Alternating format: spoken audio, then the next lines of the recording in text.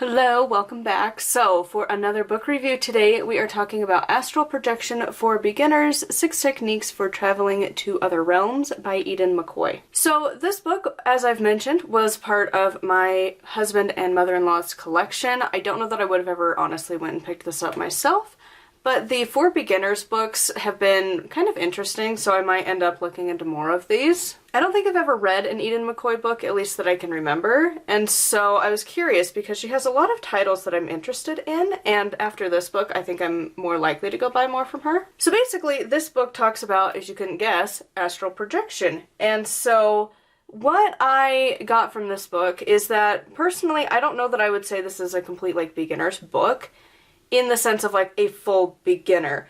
I think this is, when you're more intermediate to, maybe advanced in certain categories, because honestly, I don't think any of us are really advanced in all, but where you're wanting to explore more things and you've kind of got your basics down, you got the foundation of whatever path and tradition and, just the general gist down, then this is a good book to pick up. Personally, I don't think that, a fresh beginner should grab this book. I think you should have some experience with meditation, visualization, shielding, stuff like that before you pick up this book. Honestly, it feels like this would be a great book to do after completing Inner Temple of Witchcraft, because that book does go into a lot of the same techniques that she talks about in this book, but in far more detail. And he explains it in a way where we're slowly building on things, where she just kind of shoves them all together.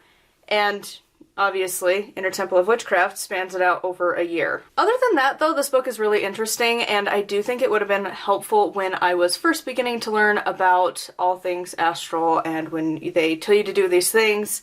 It explains it far better than what I had found when I was looking for it years ago. So if it's a topic that you're interested in, I think this would be a great book to grab. The techniques are interesting. Personally, I honestly just kept finding myself going back to the techniques that I learned in Inner Temple of Witchcraft for a lot of this, and I like his techniques better. But there's quite a bit of an overlap between the two, so I think it just comes down to personal preference of which ways you like to do things. The information is very good in here. I think she comes across in a easy to understand way. It's not too analytical and textbook, and it's also not too casual. Again, a lot of books tend to fall in that line of really good writing, but there's always the ones that are on opposite spectrums of that. So with that said, I would definitely recommend this if it's a topic you're interested in. Otherwise, obviously, you're not really going to get much out of this book. So that is going to be it for this book review. I would love to hear your thoughts on this one in the comments down below. Huge thank you to my patrons. I'll have their names here on the screen. If you would like to support me and get access to exclusive content, it is patreon.com/nightwillowcrafts. Make sure to like and subscribe. I post every other day.